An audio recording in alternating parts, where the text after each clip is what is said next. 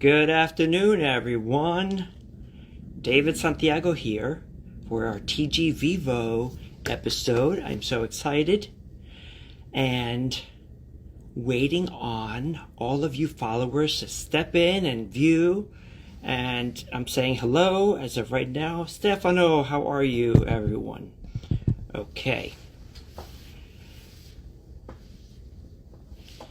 So here we are for our third installment of TG Vivo Live.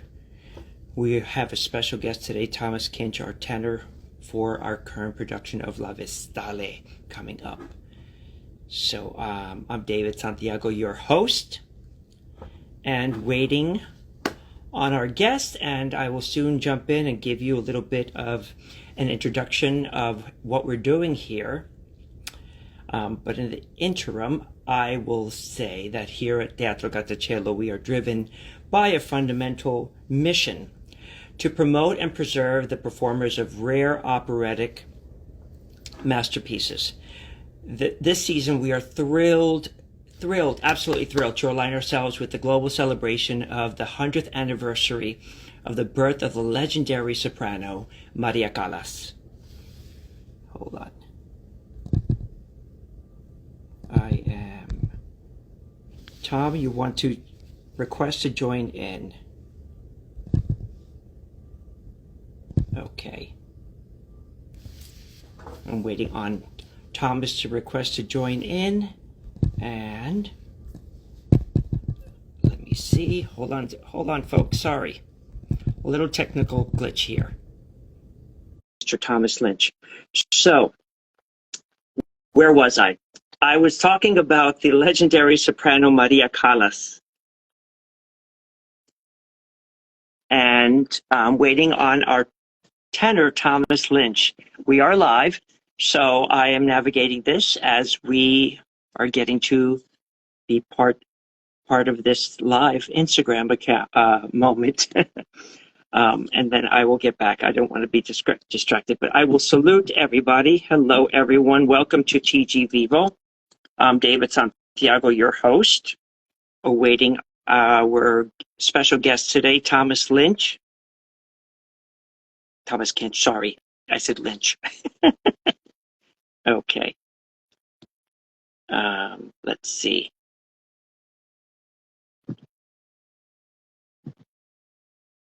Okay. Let's see. Thomas, are you there?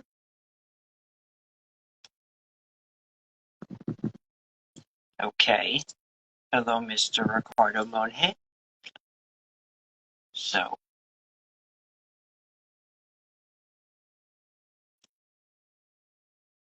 All right, Thomas, come on in.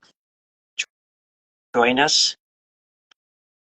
So, I'm going to rewind a little bit and start again at here at Teatro Grattacielo, that we're driven by our fundamental mission to promote and preserve the performances of rare operatic masterpieces, like the one we're doing this fall.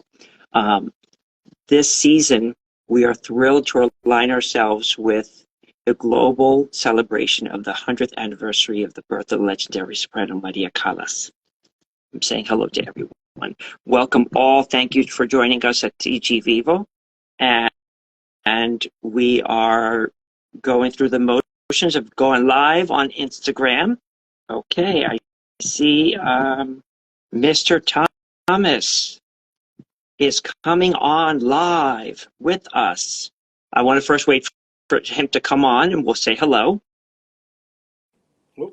Oh, there you are. You're you're sideways. We need to turn your camera the other way. Okay, I will do something about that right now. No, it's okay. I love live television, live media, live Instagram. I've got you in front of me. This is fantastic. How are you, Thomas? I'm great, thank you. How are you? I'm on top of the world. I'm just wonderfully, nervously anxious in the most delicious way, awaiting you. And thank you for joining us across the other world. What time is it there? Is it 9 o'clock? Yes, 9 o'clock. And tell everyone where you're at right now. I'm currently in Paisley in Scotland. In Yeah. Scotland. I love that. Okay, so before you came on, I was just sharing with everyone a little bit about what we do. So now that I have you here and we've gotten all that other stuff out of the way, I'm David. I'm going to just start all over with this fresh interview as if none of that ever happened. So I'm David Santiago, the host of TG Vivo Live here at Teatro Grattacielo in our Instagram account. And here at Teatro Grattacielo, we are driven by fundamental missions to promote and preserve performances of operatic masterpieces. This season, we are thrilled to align ourselves with the global celebration of the 100th anniversary of the birth of legendary soprano Maria Callas. I think I've said that 3 times already. This momentous celebrations are graciously supported by UNESCO, so we invite you to embark on this journey into the history as we revive this remarkable opera La Vestale by composer Gaspare Spontini. This particular opera holds a special significance for Maria Callas's career, and she mesmerized audiences during its performances at Teatro alla Scala's opening in 1954. Brilliantly directed by the renowned Italian film director Luchino Visconti, and has only graced the stage of the Metropolitan Opera since way back 1926. So here, almost a century later, Teatro Grattacielo brings the historic 1954 version of La Vestale back to the vibrant city of New York. And I'm thrilled because we have our star tenor, to put you on the spot, Thomas Kinch, all the way from the UK, across the world, joining us today in live. So, my friend, welcome to TG Vivo. Thank you. Thank you. So, first, I'd like to dive into a little bit of, a little bit about you, a little bit about your history. This is a wonderful casual affair here live on Instagram. And as patrons and friends and supporters of Teatro Grattacielo all come on, they're all waving. First, I'd like to, for you, in your own words, give us a brief introduction, Thomas. Who better than you than to introduce yourself and sell your talent, my friend? Tell us a little bit about you. I'm Thomas Kinch. I'm a Welsh born and raised tenor. I grew up and then moved to Scotland to study for 8 years. Then moved back to Wales to then work with the Welsh National Opera. And now we're here. It's pretty much me, really. We are here. I was reading a little bit about your bio, and one of the things that stood out was your first endeavor with the role of Otello. Yeah. You did Act 2, I believe, in a concert form. How was that experience? That role is a beast in itself, but also, an enticing role for so many tenors that dare touch it. Weirdly okay is how I would describe it. I was terrified when I got the news to sing it, to be honest, because I just looked at the music and I was like, oh God, he's so mad all the time. And actually it really kind of fitted extremely well, much better than I thought it would. And it seems like it's really perfect for where I am right now as a role. The weight of the character and the height of it, the tessitura is so fit for my kind of voice right now, and where I sit, I feel like I'm quite in between the cracks between, say, Verdi and Wagner vocally. Sure. So it really made sense, and I love playing like really angry people, so I kind of really got into that. It was so like there's so much to him. I think my avenue into Otello was looking through the religious lens of it and seeing the fight to take time on decision making in that, because I think if Otello was just radical and angry in such a core way, I think the opera would have ended a lot sooner. And I loved getting into like the internal fight of not just going immediately to do something, but playing with insecurity meets love and poetry, and his like inner romantic, despite not feeling innately romantic as a person. Sure. Makes sense. No, it does make sense. It does make sense. I know we dove right into Otello as if that was an icebreaker. I think it was. So kudos to you. Let's see. I want to circle back a little bit to your childhood. I know you shared with us a little bit about who you are, but where did you grow up? Um, Most of your childhood into your teenage years, and what were some of your musical influences? And not necessarily in the classical world, but I mean overall. Like I grew up listening to anyone from the Mamas and the Papas to Led Zeppelin and everything in between, and church music and classical things. But share with us a little bit about you. Where did you grow up? Your musical taste and interest. I can't say I was like too into music as a child, actually, weirdly.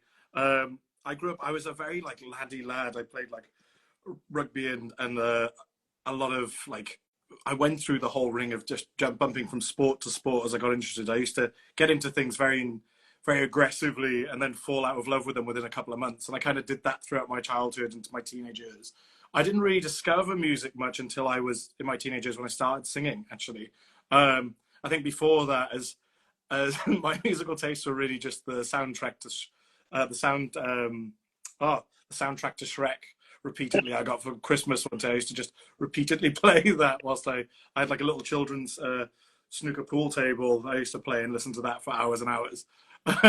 So Shrek was the soundtrack of Shrek was one of your big influences. Absolutely loved it. Smash Mouth all the way. I love that.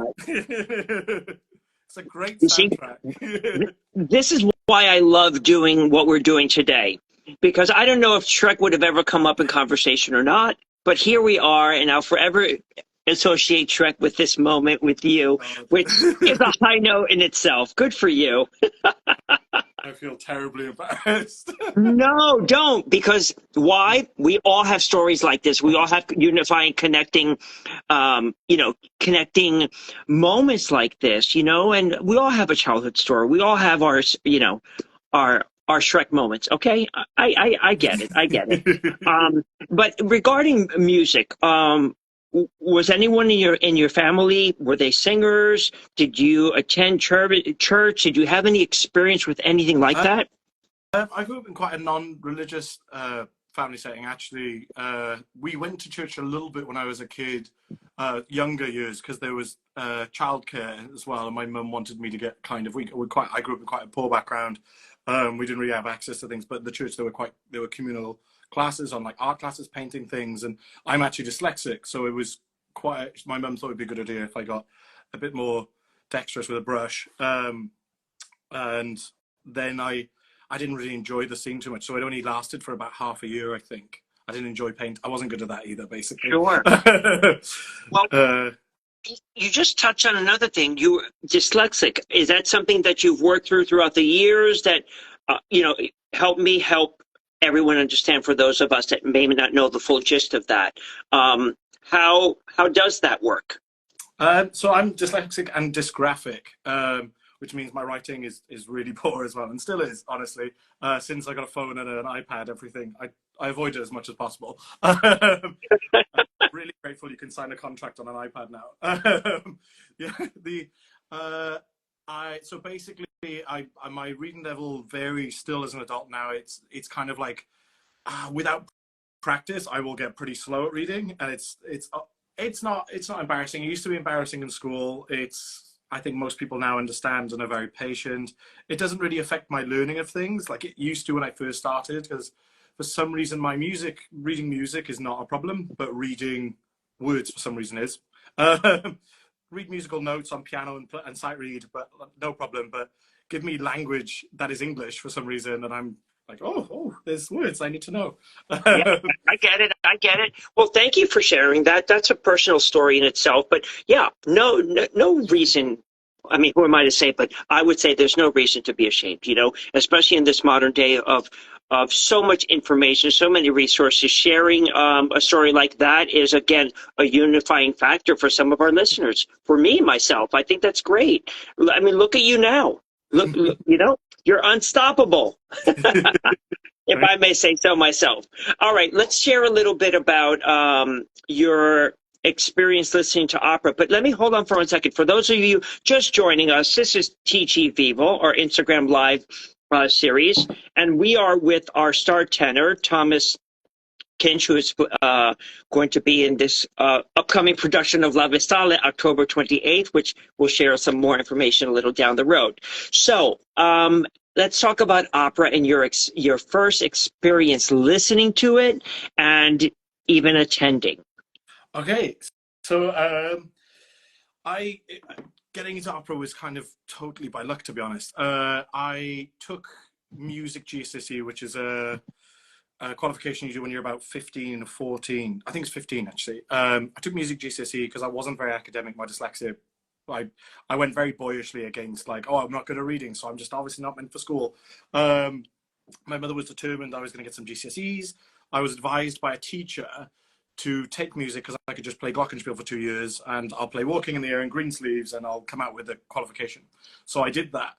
And this leads into how I experienced opera, because my music teacher that I ended up having was an opera singer in his spare time, and his wife was a working opera singer at the Welsh National Opera.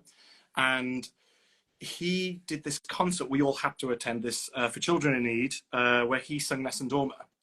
And I was telling you earlier how I just used to get obsessed with things and then fall out of love with them, kind of thing. Right. And he sang Nessun Dorma. I watched it and I was like, I'm going to do this. This is it. So I went home for 4 hours and made up absolute gibberish Italian and to repeatedly sing along to Nessun Dorma, listening to Pavarotti sing it. And I got absolutely obsessed, and I kept doing that for, must have been 2 weeks. Then I eventually sang to that teacher and I said, I want to be a singer. This is it. I'm going to do this. And he literally was like, don't sing this again. Exactly. Right there. I sang the first line. It was like, enough. And, you know, I can't believe you chose Nessun Dorma, but I can at the same time, because, you know, that is the one aria that so many people know across the world. Anyway, get back to you. Sorry. No, you're fine. And so I sang the first line. He stopped me, and then he agreed to let me be a singer, and I started working with him immediately. About 5 months later, I auditioned across the UK, and I got really lucky. I got in most places, and I took it from there. I went and studied then at university level. So it really was just kind of, it felt so accidental, but kind of perfect. Like it kind of, I fell into these positions. I was like, oh, here I am. I studied here. Yeah. So can I ask you, what were some of your audition arias? Or what were you auditioning with that early? Please I quickly don't say Otello. No, yeah. Surprisingly, you wouldn't believe it, Esultate. The first thing I learned to sing was Carmi Ben, classic. Just worked my way through the 24 Italian arias. I sang Linden Lee by Vaughan Williams. Sure. I think the last piece I sang was Serenade by Schubert. Yeah, absolutely. That's it. Okay. Yeah. All good starter pieces. Not that, you know, not to underestimate those 24 Italian songs and arias. People, you know, I don't want to say people think that they're easy, but that's the Bible of singing, as I concerned. You know, a lot of people get started there. Those songs teach you so much, let alone the teachers and mentors that put those in front of you to say, okay, you're going to start on Caro Mio Ben, and there you go. I mean, there's a lot to be learned there. Absolutely. Yeah. They made a big impact, actually. I went in being like, oh, I'm going to just sing all the big heavy hitters. Nessun Dorma. Quickly picked up on Vestale Juba was my second favorite aria. Gosh. I was like, I'm just going to do all these ones. And then my teacher was like, you absolutely will not. Yeah. And that was me disciplined immediately, straight on 24. Stayed there for a couple of years, I think, before I touched another aria. All right. Well, that kind of leads me to a little bit of, you know, the early stages of opera. You know, I want to, you know, capture a broad sense of who you are, Thomas, for our audiences and for us. So I love these kinds of questions because we get to discover a little bit about you. I mean, we talking about, you know, Shrek. Oh my God, who knew? All right. So your early stages in opera. What were your first steps when you ventured into the world of opera? And then we can, if you want to segue, we can talk about balancing your career. But first, let's touch on that. Your first stages in opera. What? How were they? What were they? I was quite lucky, I think. I kind of hit the ground running with quite fun stuff to do. Actually, my first ever role I did was with a company in Scotland called Opera Bohemia, and it's a touring Scottish company. They go around quite a lot of venues. They do a lot of performances to areas that just wouldn't get opera in Scotland, like really interesting little towns, nooks and crannies.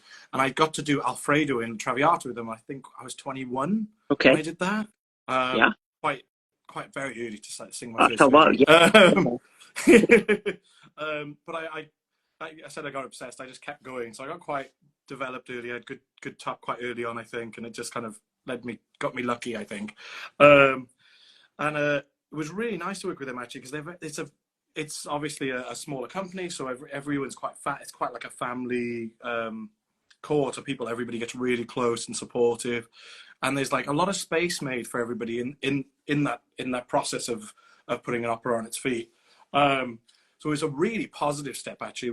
There was not a single bit that I would change, actually. They were very lovely and just nurturing. It was the perfect way to take on a first role. Because honestly, before that, I just felt like a student who was really good at singing song, leader, those things. And was like, what am I going to do when someone says you've got to sing a full role? I have no idea how to even begin learning that or being an opera singer of any sort. So doing it with them actually was wonderful, because they could kind of see I was quite nervous and new to it all, as in that structure of putting a full opera on its feet.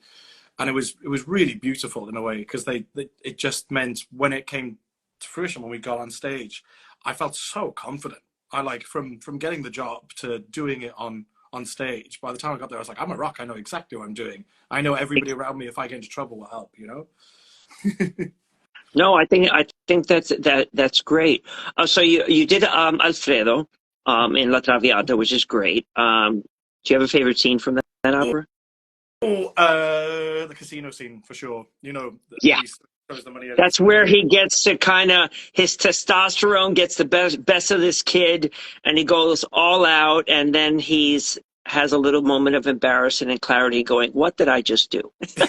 Absolutely. And then dad comes in and calls him out, and I'm like, oh man, tail between the legs. I love it. That seems so good. As I said earlier, I love playing nasty guys, because usually all tenor arias are like the love interest and all this kind of stuff, and it's nice to get into stuff that's just completely opposite to me. It's just like this person thinks not like me at all. They're in situations I'll probably never be in. You know, and, I love that. And that's a great point that you're saying, because we get to travel through a libretto, through someone else's words, story, character development, and do things outside of our own personalities or personas. We get to be mad and crazy. We get to be had and silly. Not that we aren't all those things in real life, but hey, put us on stage in a costume with a with a voice. We got a show to do, and kudos to you. Yes. Here for it. So let's talk a little bit about when you're not singing, or okay, let's talk about real life here, outside of a full-time professional, first-rate career. How do you balance your singing career with your personal life, or your supplementary, works of how you sustain your career when you're not singing and making a living full-time as a singer? How do you balance that and then incorporate the studying element of learning a new role? With great difficulty. Yeah. Really struggle. The only other thing I do for money outside of singing now actually is I teach singing. And I have a core about 25 singers that I sing, and they're all like professional level singers, which is great. As I said, this kind of took over my life in like every angle, really. Completely obsessed. I balance it with a lot of I tend to get into things like new hobbies. Like I sew at the moment is my thing. I make my own trousers. You're sewing? I love you. I think that's great. All right, everyone. He's opening up a haberdashery. No, just kidding. The dream. I was in Sanford for the Mayo project, as you know, over the summer. I wore my trousers nearly every day. I got really nervous for going to San Fran. I'd never really been, and I get nervous about going to new places anyway. And I just thought, I can do with this anxiety. I'll take up sewing. So I started a week before I left to go, and I made 6 pairs of trousers or pants. I made 6 pairs of pants in that time. and took them to debut. And the amount of times I got stopped on the street in San Francisco to ask where I got them or what my website was to buy them was Okay. great. So there is, I think first, career down the road. listen, I hear a lot of things. I hear a lot of things. I mean, over here, I wear many hats, but this one's got to be up there. Kudos to you. Like Project Runway would be proud to have you. But more importantly, here we are. Hey, you know, we have a costume department over here at Teatro Grattacielo too. We may take you on and go, wait, somebody call Thomas. We need trousers. All I'm good for at the moment. Working my way up through complicated things like zippers and pockets and those things. Eventually, I'll make a suit, I swear, but it might be like 3 years. I think you're onto something. You're onto something. I love that. So you teach now, and you've taken on the craft of sewing your own trousers, which is a wonderful talent to have in itself.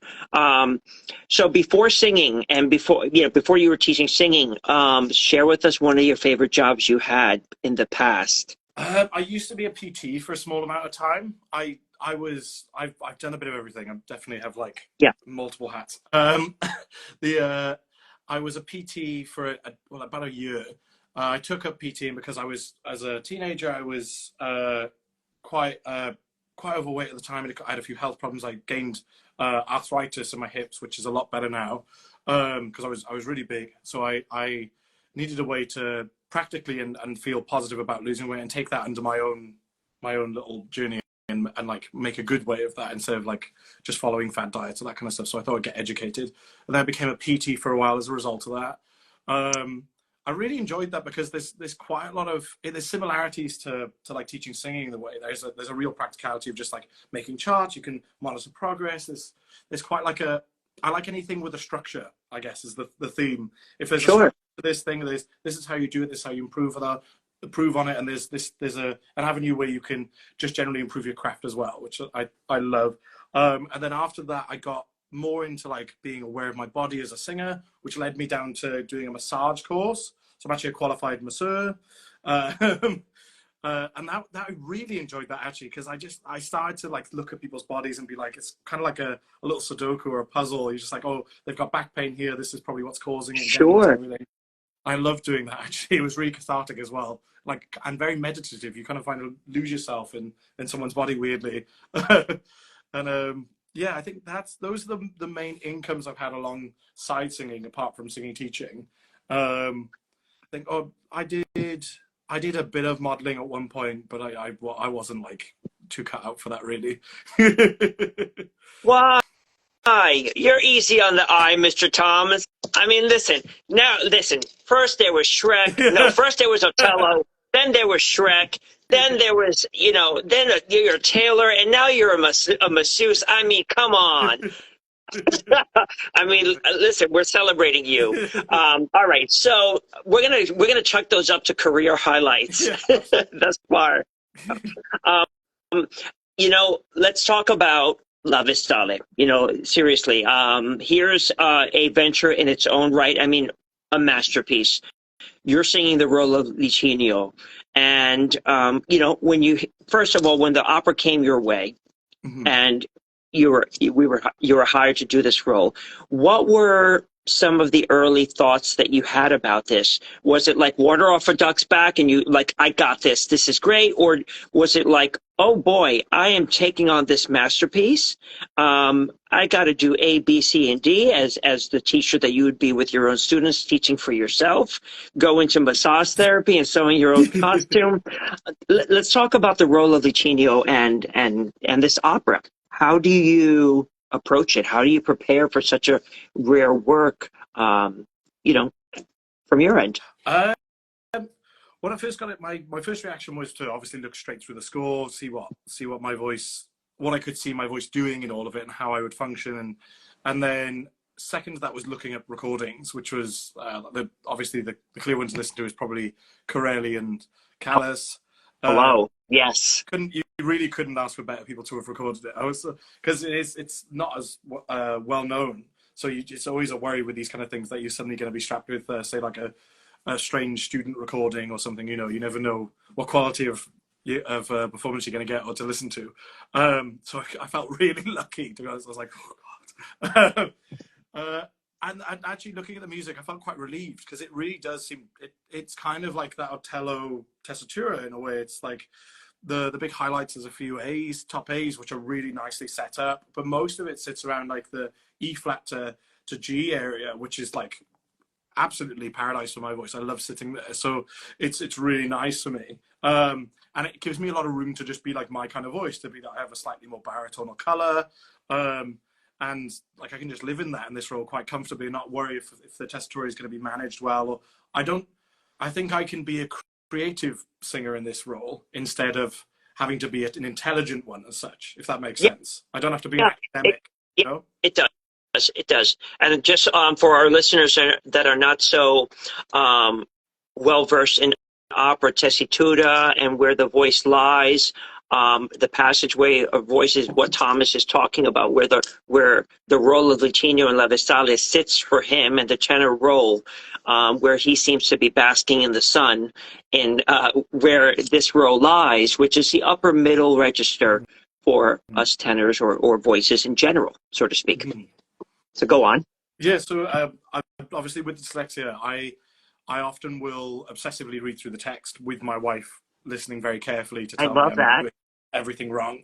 And I'll do that obsessively for about a week, 2 weeks probably, and then I will start picking apart the music and adding that text to the music. And then once I feel I've got some sort of structure to that, I'll usually take it straight to a coach, because left to my own devices, I'll just sing the bits I love and then be like, this is the rest will be fine. Yeah. So I've taken it.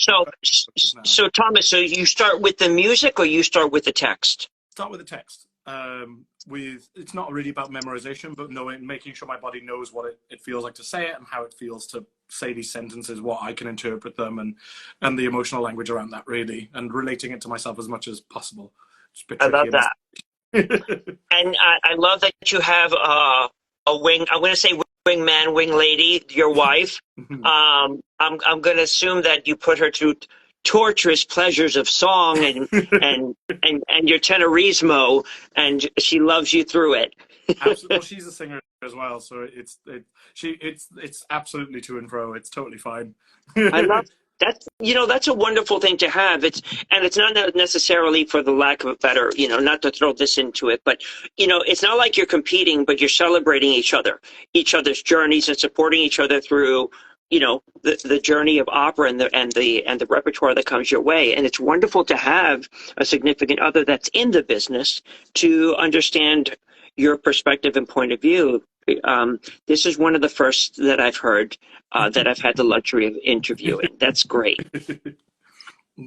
All right. So tell us a little bit about what we can expect with you under taking on this role. Not to give it all away, but are there certain acts or certain moments that you're just you just can't wait to get in and savor that music? Oh, well, definitely the aria. Act 3 aria is it's my favorite bit for me musically, because the accompaniment is so almost like a mish between, say, it has like a little hint of Wagner for me, because that underneath it with the triplets and the bass, the piano, and then again the tessitura is so good. I can really just make a noise in that and feel so kind of emotional and dynamic in it. There's something about the way it's written that makes me feel like very free and gives me an area that I can really play with. I love it as a canvas. I can really do stuff with it. I love that you're saying that. When you find something that I like the metaphor of a hand and glove, or maybe a little bit more delicious, like peanut butter and jelly. When something is just so, it fits so well that you get to kind of relax in a different way and give other elements of it the attention it needs, it tends to blossom. So for me, it's no pun intended, music to my ears that you're sharing this with us, because that's an important factor. Regardless of how big and how vast a role is, if it's fitting really well, that's a wonderful asset to have taking on, a masterpiece like this. So I can't wait to meet you in person, and we'll do some more live Instagrams during rehearsals and sound bites. But I want to go back to a little bit more of your personal journey in life.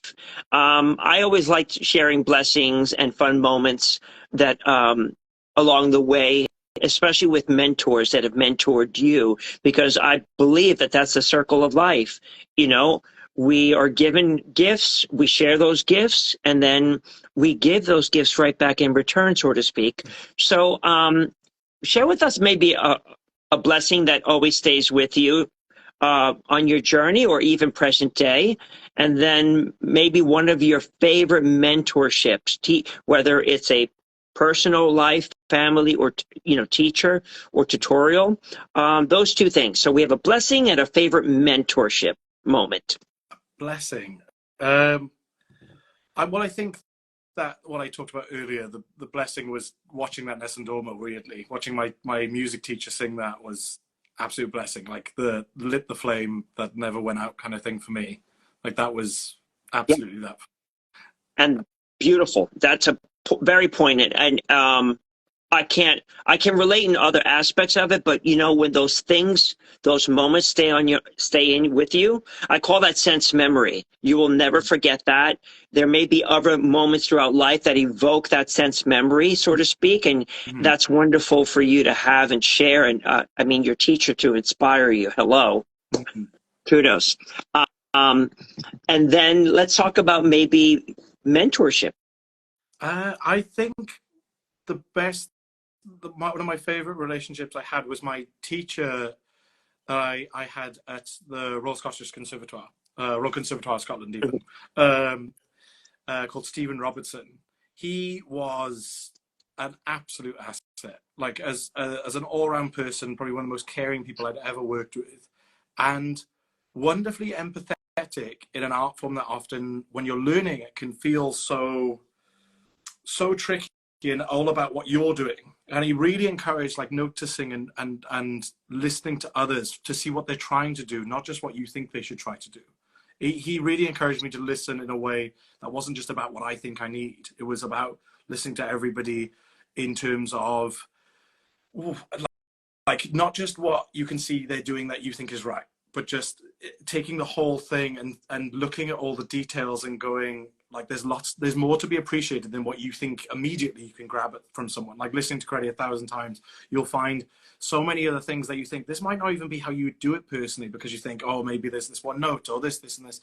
But the fact is this person chose to do this, and it's part of their whole artistry. And it's not just about the technique, it's about the whole art form, Yeah. Sorry, that I might have got too rambly about that. But no.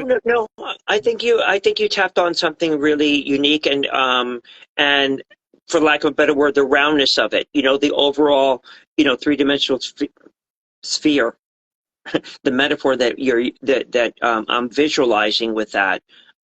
Yeah, I get that. I get that a lot. So before we end I'm navigating my things over here on my end. When do you arrive into our New York metro area? Not to put you on the spot, but it's coming up only just booked my soon. Yesterday, actually. Thank God. There was a lovely sale on the planes. So I am arriving on the 18th of October. Yeah, and I've just sorted out a place to stay in Brooklyn, which is great. I'm all sorted, which is a bit of a last minute panic. Not usually like me. I'm usually prepared months in advance. Yeah. Well, I can relate. I'm a planner, and then sometimes I just live by the flight of the seat of my pants and kind of just go, okay, it'll happen when it's meant to happen, and everything will fall into place, and I assume it's going to be peachy, but doesn't always turn out that way. But I get it. There's something to be said about being a planner, and something to be said about going, let's just go with the flow and see what happens. But, we'll take care of you here in New York. So everyone, we are wrapping up our TG Vivo live on Instagram with our tenor of the hour, Mr. Thomas Kinch, who's going to play the role of Licinio in La Vestale, coming up on October 28th here in New York at the Gerald Lynch Theater at 8 o'clock. So if you're listening, go to our website, subscribe to our newsletter. You need to be here in New York on October 28th to see this opera, to see this man right here, Mr. Thomas, sing the role. I know I'm going to be there doing flips and cheering everyone on, because this opera is going to be Eric, and with Indra Thomas as our soprano as well. I mean, you guys are going to be a rock. I know it. I know it. I know it. So, Thomas, I want to thank you so much for joining us from across the world here in New York. You're in Scotland. It is now, I think, 9:40 over there in the evening. Yeah. 9:40. It's 4:40 here. Thank you so much for sharing with us and taking time to let us into your world, and, you know, some personal, some professional. Say hello to your wife, your beautiful wife, your partner in voice and crime. And we're going to wait for you here, mister. We can't wait to have you and celebrate you, the talent, and the world of opera. So everyone, Mr. Thomas Kinch, bravo. Thank you so much. Thank you. And we'll see everyone here in New York at the Gerald Lynch Theater. Thomas, get some rest. Save that voice.